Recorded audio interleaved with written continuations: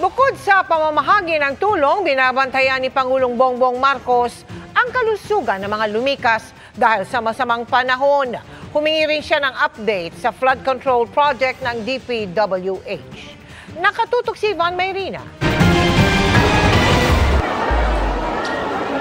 Epekto ng sunod-sunod na bagyong Krising, Dante at Emo na nagpalakas ang habagat ang sumalubong kay Pangulong Bongbong Marcos sa kanyang pagbabalik bansa matapos ang official visit sa Amerika.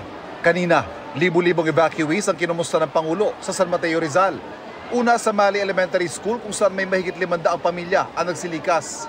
At pangalawa sa Santa Ana Covered Court na may halos 500 pamilya rin. Yung sa bahay namin, nasira yung dingding at saka yung pinto.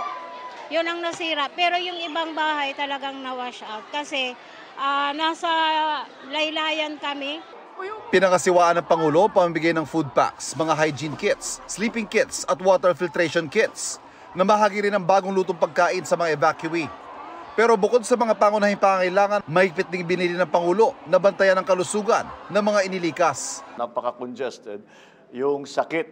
Pagka isa lang dyan ang magkasakit, kakalat na napakabilis niyan.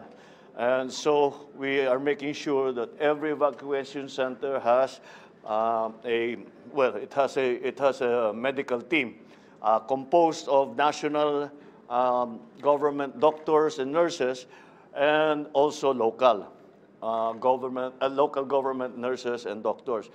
Kasunod nito ay humingi ng update ang Pangulo sa sitwasyon mula sa kanyang gabinete. Pagdidiin niya sa kanila, dapat laging handa at asahan ang ganitong pagsusungit ng panahon. Hindi ito unusual, hindi ito emergency. Ito gayon talaga ang panahon. At mangyayari ito, sinasabi, ang estimate daw sa bagyo dito para sa Pilipinas sa taong ito, 12 to 15 na bagyo. So nakatatlo na tayo. So to be conservative, ibig sabihin, 100 pa ito na dadating. Pinagde-deploy rin ng Pangulo ang AFP, PNP, Coast Guard at BFP na mga tutulong sa mga apektado ng masamang panahon. Tuloy rin anya dapat ang clearing sa mga kalsada at pagpapagana sa mga pumping station at floodgates ng MMDA at DPWH. Pinapa-update din ang flood control master plan ng DPWH.